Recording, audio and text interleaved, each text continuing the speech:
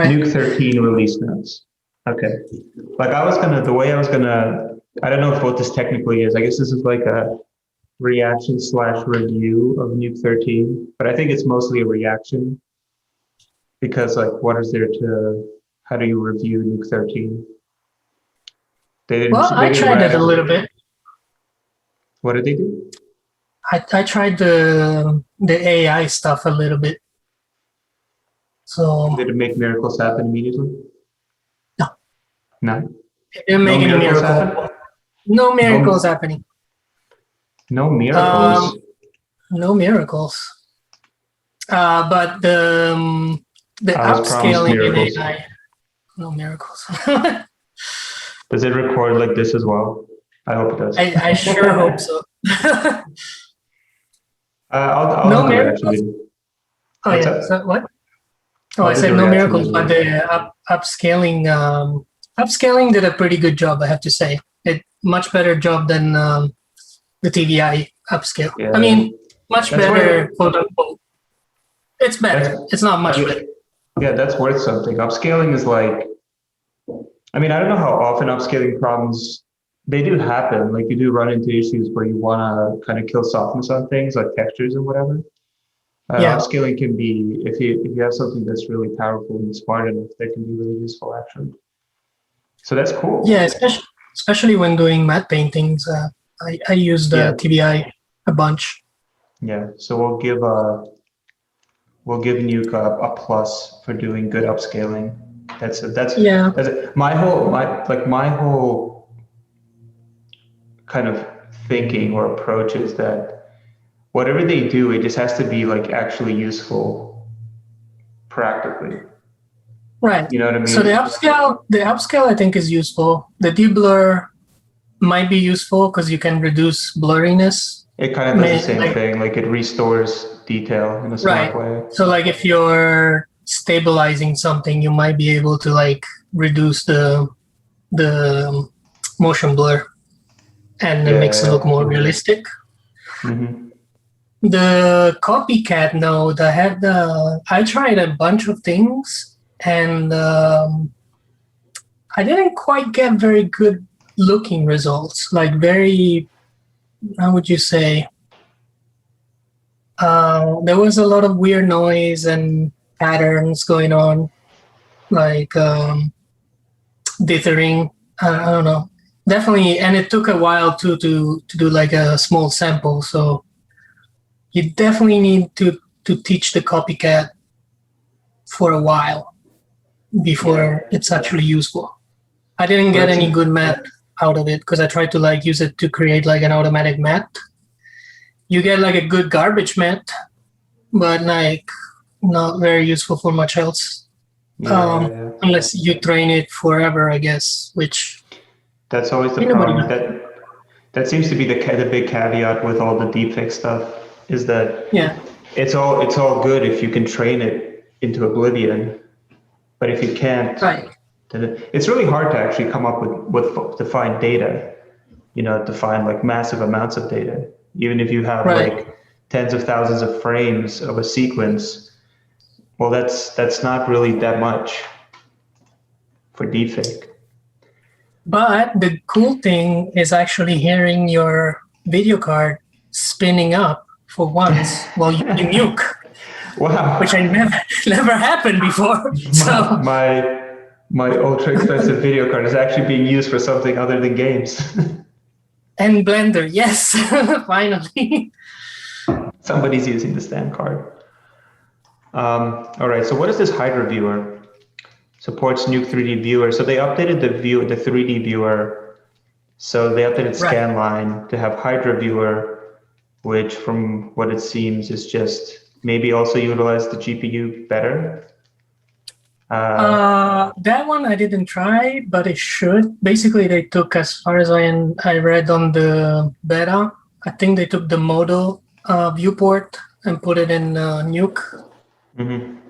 So you actually have like a decent real-time render. So why did they do that? Why did they do that? Who is just it so for? that you. Well, I guess like it's like modernizing it basically. Like it looks like if you look at any like 3D package, when you're not when you're just like modeling and stuff, like it looks pretty decent. At least like How compared to like 10 years ago, and you kind of still look like 10 years ago. Now you can kind of well see the texture, you can kind of see the light and the shadows. is there anybody? I feel like Nuke for like the past few versions has been trying to get into. They've been trying to like give it some more 3D features. How often have you ever used that? Yeah, I think Like the only how like time what was the that last time you like did a particle sim in Nuke and like used that sim in a shot? that was for the Ballad of Buster Scruggs. That And was like the how probably the only time that I heavily used the particle system and the 3D system that much. Um, and it was terrible because that nuke was not. It was still the version with the bad particles, so it took forever for particles to yeah.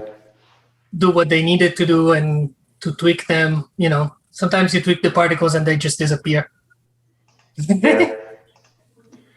I always wonder because I uh, feel like I mean, I've used, like one time I tried to use Nuke particles and I just used Fusion instead because it Much works easier better. particles to use, much more stable, and Yeah. yeah, much better. That particle system Yeah. I like. Oh, Like John this Lennon one. glasses. Is that what these are supposed to be John Lennon glasses? I think he had like the round like sunglasses like that. I guess so. Yeah, for sure. Yeah, Because I'm like, not sure about this 3D thingy anyway. I don't think there's a lot of people that touch the 3D in Nuke. If there yeah. is, Well, and it's one not, of it's those definitely not. Huh? it's one of those things I keep wondering. It's like why are they creeping into the 3D stuff when there are just clearly better packages that do it better? Well, either And I'm it just seems like assuming, bloat. Like it seems very like why do we have all this yeah, stuff in Nuke?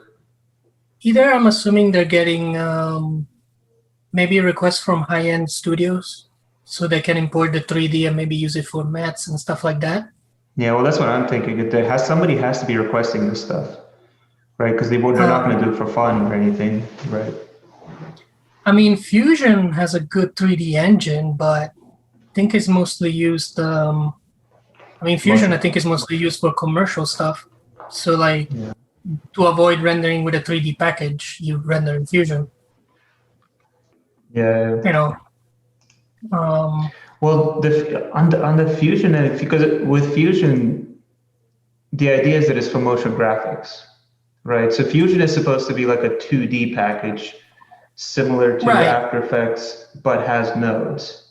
So right. It's like an in that I kind of between. understand. Yeah, that I can understand. Like you're doing stuff with footage, and then you're doing motion graphics stuff, and those are overlapping worlds. But then with Nuke, you have advanced node-based compositing, and then particle simulation and ray tracing,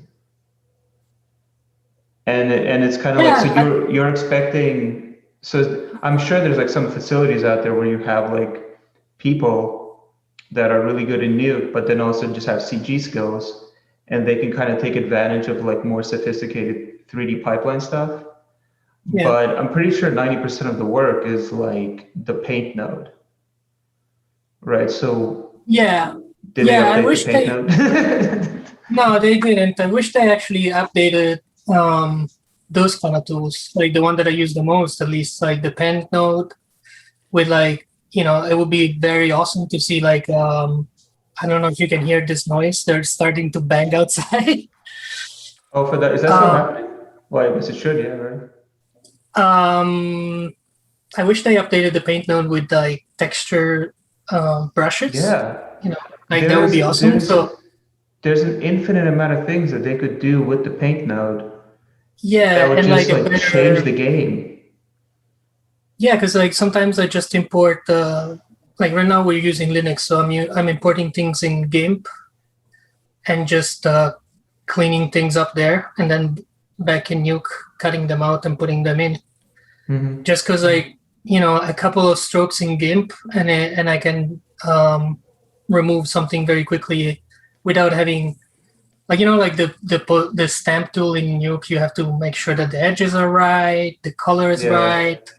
But GIMP, like Photoshop, has the like it has the little shape of a band-aid. I forgot the name of it, but like that one kind of like takes it like a healing tool. So like it stamps and then it heals, so it kind of blends it better. Yeah, like these are features that have existed for a long time, and like I get that like having katana style tools inside of Nuke is like very sexy and it's very cool, but I'll tell you right now that in 2021 I might use those features like once or twice. And I wish. Who's this for? Like it's more like a few people at like Weta. Maybe I haven't tried the grid node tool, which definitely at least in 12 needs a big update because did they update it? It's very unstable. Either the UI crashes, so like when you move things around, they don't move correctly anymore, or it just crashes the whole like software while you're trying to work. So I'm looking at some of the grid node. A grid node is another one of those. It's like the paint node. It's like how like warping is such an elemental thing, and that stuff like if you have any kind of warping tools you have in your package should be rock solid, because that stuff like I use spline warps and grid warps like every day. Yeah. Every day, and that's just like how I work in particular.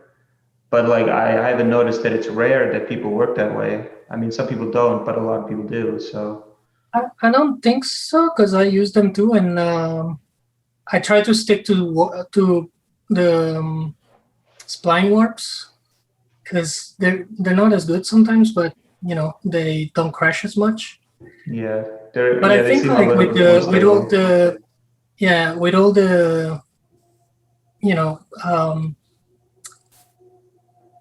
the stuff that you're working on right now, the deep fakes, I think there's going to be like a lot of requests with like spline warping and grid warping to just match the feature a little bit better, or like the edges of stuff. Yeah, well, now that deep fakes are going to develop more, people are going to get very excited about doing deep fakes more. And we'll learn very quickly that it's a fairly imperfect way of working. Like 3D renders. Like sometimes 3D renders need some extra love in compositing. All right, so let's look at. They put in more 3D features like USD support and things like. Well, I think that's the only other one I see. I mean, USD is cool. Like that. That's like becoming industry standard. What is that? I don't. Universal Scene Description, I think, is what it stands for. I have no idea what that is. It's like if you wanted to, it's like the new Olympic. It's like it has. Okay. I think Pixar made it. One of them made it. One of those made it, and they. I guess it's just really good at taking scene data and moving it around packages, and that's cool. That's something that's useful. It's good that they're updating that stuff. Like I'm finally very happy that they switched to Python 3. Yeah. Because Python 2 has been dead in the water for like, I don't know, 5 years now. And I think Nuke is one of the latest that hasn't converted to Python 3. Well, now they did. What was because the reason USD is kind of cool because that is kind of a 3D part of Nuke that does actually get used quite often. You do import geometry quite often. So that's really useful. Because like Nuke does, even today, Nuke kind of has some weirdness with importing some geometry. There's still moments where I have to do things in FBX versus Olympic, and you have to like test things out. I had to do it on the project that that I worked on recently, or we're working on right now. So it's kind of like that. The more they can iron that out, that I think that's a positive move. But I guess it's also not very it's not great for marketing, because like you have to talk about like USD and like I hear people want to see deep fake and machine learning and AI and all this and I stuff. see extended monitor out. Yeah, for your. I never seen anybody using a monitor while working in Nuke. To be honest, like a studio monitor, to check like. It's rare. It's pretty rare.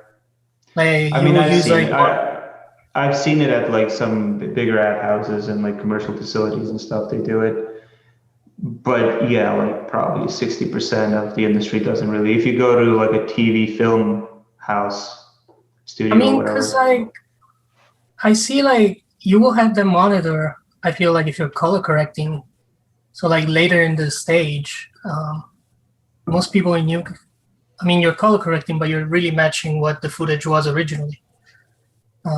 Yeah, there is like that debate where how much there's like a technical term like color accurate versus color compliant. Like color compliant like spaces, like you have to show up with like instruments, and it has to pass benchmarks to be like qualified to be a color compliant space. But color accuracy, it kind of just means that your monitor has to be able to reproduce, enough color for you to be able to match colors. Right. Right. And you can buy a Dell monitor that's color compliant or color accurate for like, I don't know, $400 or something. I don't know how much you need. You don't need a $2,000 studio monitor. Yeah, you don't need it. It's always nice to have because, like, if you're sure. My monitor is like. Yeah, it's like really I wish I had like $50,000 and I could just like do up my whole office and everything would be crazy and awesome. But would $40,000 of that be probably wasted? Yes. Could I get away with a $10,000 rig? Yeah, probably. Which actually like blends perfectly in with the next feature, HDR display on a Mac OS beta. Yeah, those Mac OS users, they're out there. They're out there, but yeah, they're out there. They're doing. I don't know. I don't understand like. Just silence. It's like for the Mac OS users. It's like I don't know. I don't think I remember. I used Nuke on Mac. In college, I think that was the last time that happened. The last time that I used Nuke on Mac, it was at the Colony, and that was like about 9 years ago. Yeah, it's rare. It's not Mac is not like the.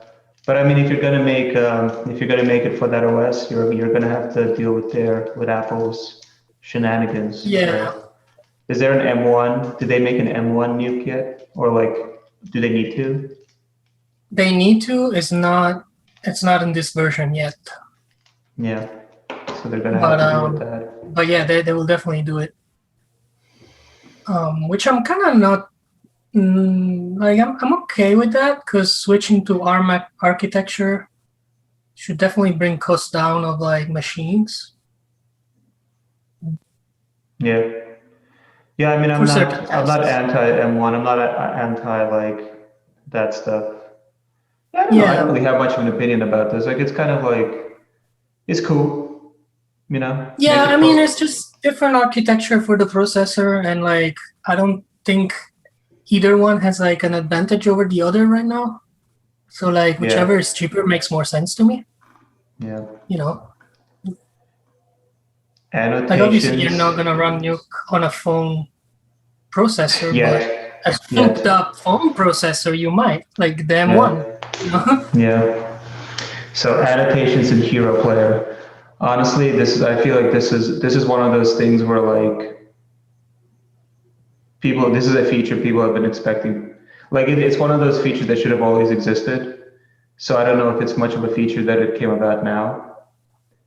And it just seems like, it's another one of those like, well, this is cool, Thanks.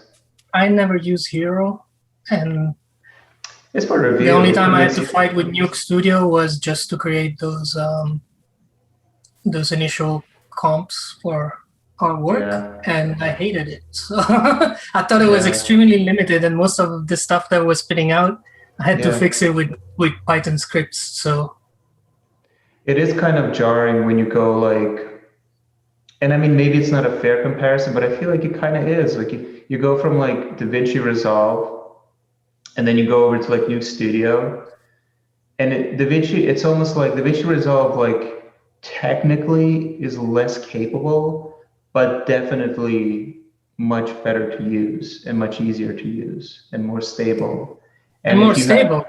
If you kind of, when you use Resolve, you kind of think to yourself, it's like, well, I can suffer through some lack of features or some lack of technical ability, but I don't know if I can suffer through Nuke Studio's kind of flaws and follows. I personally didn't find Nuke Studio very and we're lumping Studio into Hero as a package. Yeah. And I don't know Hero. I feel Hero, I never used it, but it seems to me like it's a lesser version of Nuke Studio. It lacks like some kind of like it lacks like the the features like to like kind of comp and right. They remove some features. Yeah, I don't know. Even Premiere, like you open up Premiere and it's like just so much better. And like it's hard to even explain what it is. It's like the interface, is one. It's far more developed, far more intuitive. It seems like a cool piece of software to try. Maybe I should try next time for reviewing shots. So maybe next time I'll be supervising at a show. I'll review it. I'll use it to review. Because they give you Hero with like a regular Nuke, right? I'm not sure actually. I think so. Well, they give it to its studio. Right. I think Nuke X maybe has Hero. Let me see. This website is like you have to fight to find the information you want. Yeah. Well, the founder's website is like a different. We can talk about that as well. But like, the machine learning tools, they came out with a bunch of stuff for machine learning. I think overall, though, it's a good idea. I think overall, no, I think it's kind of like just like an imperative. You're going to have to build machine learning tools into, like my whole opinion about it was like, this would be really cool if it happened a year ago. But at this point, it's kind of like, like everything's going to have machine learning. Like Keen tools, like the face tracking thing, they just introduced AI into their thing, where it like automatically finds faces. Reduced noise is going to have that soon. Then like every plugin on the planet. I mean, I think Adobe already is doing it. So within the year, everything's going to have like machine learning. Resolve has it. Resolve has like a matting tool that's machine learning based. Yeah. And it's pretty it's like impressive. It's really good too. I mean, the copycat node, I mean, I was not impressed that much, but it feels kind of like the first version of the smart vectors.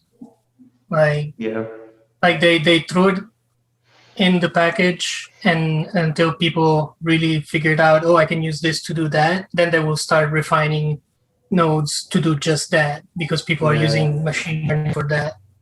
I feel like I think that's because it's a very general copycat like thing. I'm just curious how they're gonna, because there's a bigger issue with doing any kind of machine learning, which is not even technology related, it's just data related. Like being able to gather enough data to use the copycat node. It's kind of like when they did like deep imaging in Nuke. Well, they did, they still have it obviously. But when that kind of came along, well, deep is really cool. It's really cool to work in deep. You get to do all these like fancy things with just renders, but you need the pipeline to actually render deep images. And to me, like machine learning is kind of like that, where like it's really cool that you have the technology to do all this stuff, but there's a whole thing before you start doing copycat nodes and inference nodes that you have to figure out. It's a great, like you have a green screen sequence, right? And there's like 100 shots, right? And you could in theory you could use the copycat node to kind of build a system to run maths for all these green screens. Well, but that's only if you create a data set that it can use that's large enough and good enough. Right. So like you need a season of a TV show just to create the data set that you might be able to use in season 2. Yeah, like maybe like that. Yeah, like you after you're done shooting a season, after you're done shooting a season, and you know that you're going to have similar green screens in season 2, you might want to put in some time to go through that entire season just to create a data set that you can use on the next season. And that could be an asset that a VFX studio has that's valuable to that production. That's the feeling that I got by trying it out. Like you need massive data set, and to do data set is not just a couple of frames that are good looking. Like the more you throw at it, the better it understands. So like if you throw at it complete shots, it's gonna take forever to like learn from the data because I think it's so generic. Like they don't explain exactly what they're looking for with the AI. Like there's different algorithms that I haven't found any information about the algorithms they're using. What is it so like? I'm not sure. Like?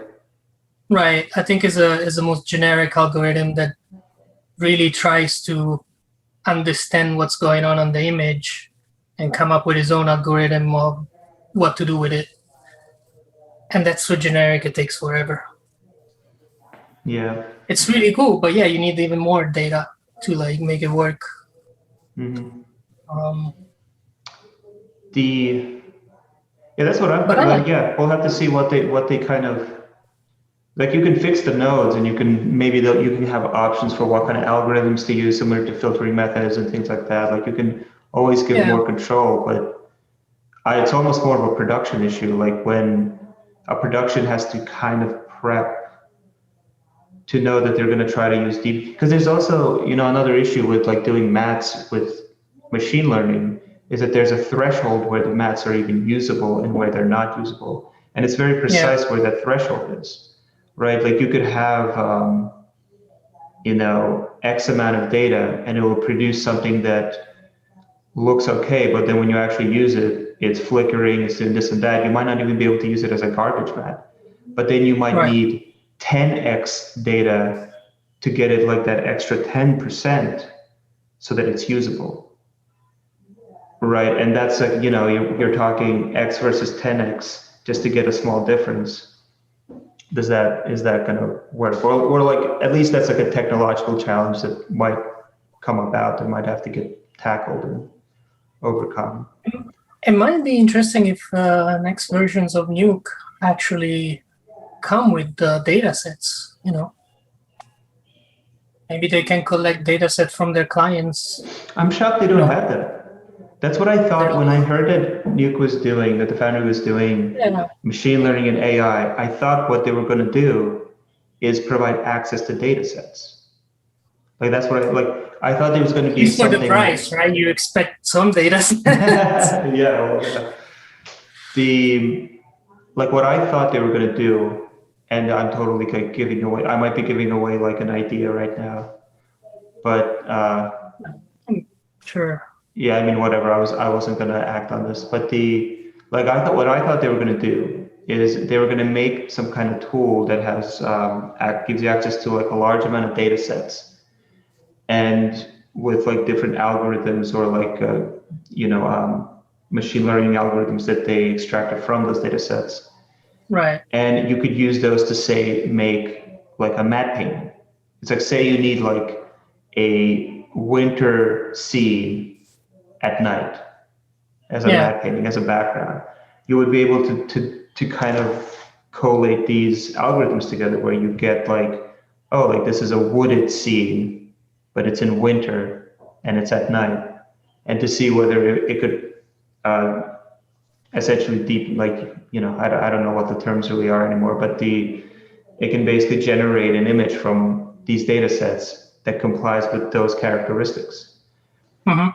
And if you can randomize that, then that saves you from having to go to stock image sites. That saves you from having to shoot plates, blah, blah, blah, you know? And that's something that can be just like a button press. I think we're still far away from that, at least from the. I don't know if we're that far. I mean, that's what we've done. That's basically what's happening with like I think that exists actually. Like I've seen demos of this. It does exist, but like from what I tried, machine learning to play with images, basically. It's kind of very specific. Like I tried the tools to enlarge pictures or like remove noise, which I think it's actually much better use. And like, for instance, like enlarging the picture, like you can download free data set to try this open source software. And some of them are more trained toward realistic pictures. So like they will give you more details that might look like real textures. Some of them are more like anime. So like they try to keep the edges sharp, but like blend the colors more flat, or painterly effects sort of thingies. And I do remember like I downloaded one that was like grunge. So on top of scaling up, it was really adding so much texture to make it look like a grunge sort of environment, like a dirty environment. Mm-hmm. And I think that's more like what this AI can do. Like it can manipulate images, but like, you know, enhancing some features of the image, but not like recreate an image straight from scratch. So maybe like you can put together like a very shitty, you know, collage of images for a backdrop at night, mm-hmm. and then the AI color corrects it right, you know, and blends the color right so that it looks like it's a real picture that I can see, which could be useful, could be not, depends on how fast the machine is, I guess. You know, is it faster to throw in the AI, or is it faster to actually color correct each element together? Yeah, I don't know. Right now, it's definitely kind of, there is with some things, it's gonna be easier to do it yourself than it is to try to assess whether or not AI or machine learning will be a better option. That's what I'm finding, especially with working with deepfakes. I'm finding that it really is like there are some specific situations where it works really well and it will save you a ton of time. And then there are just some very specific situations where it won't work whatsoever and it will actually take 10 times longer because you're trying to do it with deepfakes. So that's like a line that's going to have to be tread to make sure not to go the wrong way on that decision. So they added Cryptomat, which by default, I guess. Yes. So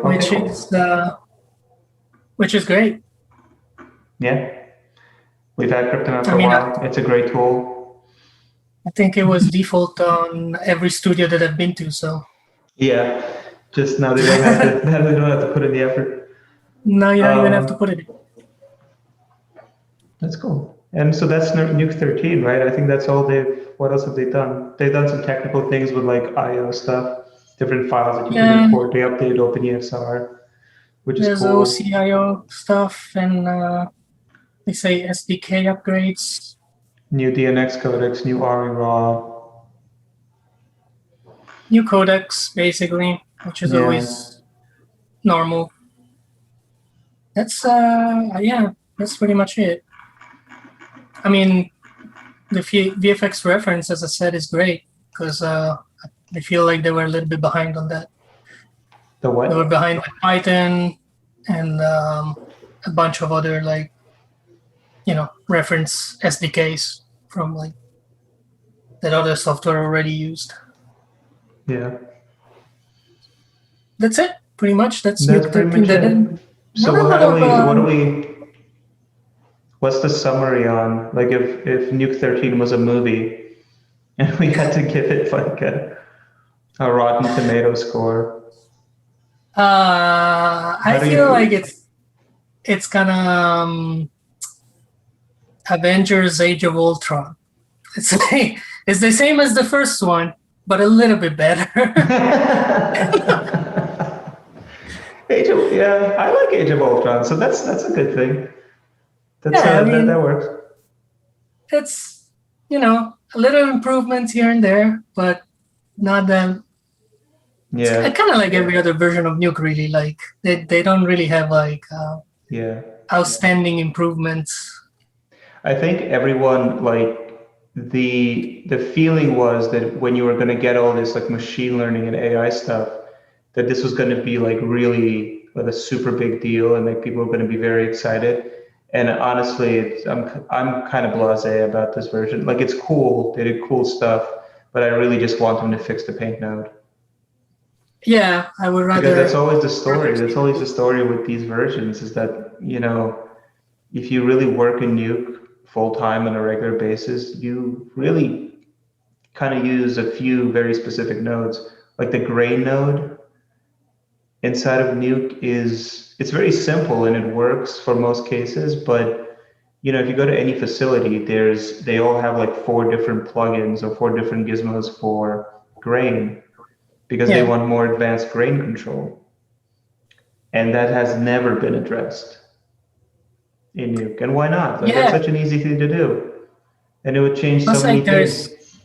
there's so many free tools out there that I feel like maybe they should just grab them and incorporate them. Like there's no Yeah. shame in saying, "No, the community is great. Let's bring Yeah. this to everybody."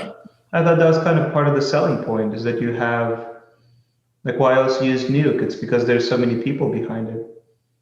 Right? If Right. there was like if no one was using Nuke, then like in your facility, well, if there was the same amount of people using Fusion as there was people using Nuke, you would just go Mhm. with a cheaper package and you would deal with the fallout or the struggles of having to figure out how to do shots. Yeah. But part of Nuke's whole value is the community that's behind it and the people that make stuff for it. Yeah. I guess. Yeah. I wonder why they don't like in Blender. Like if somebody creates a tool and the Blender community uses it often, the Blender Foundation will start incorporating it in Blender. Yeah. I mean, I know it's an open source package, so the idea is, to improve by adding other people, The right? thing But is, I keep bringing up Fusion, but you could talk about Flame. Flame has like cool features that get brought into it all the time. It has like AI, machine learning stuff that gets brought into it and all this stuff. And it's like half the price of Nuke now. yeah, I mean, Um, I think the CryptoMath is the first one that I actually see in Nuke being implemented, and it was not developed by them. Because that like was like I a, remember, yeah, I yeah. remember they added some furnace node, but that was already the foundry. So um, at least from since I started using Nuke. Yeah. All So right. yeah, I wish they did more of that, like adding stuff that everybody uses. Like Yeah. some tools that improve, like the Just grain improve what nodes. everyone uses. Yeah. It seems kind of like a I mean, no-brainer. come on, that's grain is great. So it should be part of Yeah, like yeah, that's Nuke. great. Yeah, I don't know. Maybe somebody from the foundry can comment on this video, or maybe they'll just like That'd be perma ban awesome. us. Yeah, like these guys will never How get dare you another new license criticize? ever. Yeah, how dare you Next time. ask us to improve the paint node? We're only here Yeah. for smart vectors, okay? Yeah. All No, right. the paint node can be improved a lot, and Yeah. I hope they do it eventually one day. Nuke 15, Nuke Yeah. 20. Yeah, Nick 20. What should we review after this? Is there any software coming out or react to? Not that I know of. All right. Maybe we can ask if anybody has any idea, Yeah. that something that they want us to either like find somebody to interview or something to talk about, we'll find it. We should talk to somebody from the foundry if we can get them. And just ask them all these questions about Nuke. It's like, why did you do this? And just interrogate whatever happened to a Thera or a Terra or whatever. Give us the scoop. Oh, we know what happened to it. Yeah. All right. Well, we'll figure that out next time.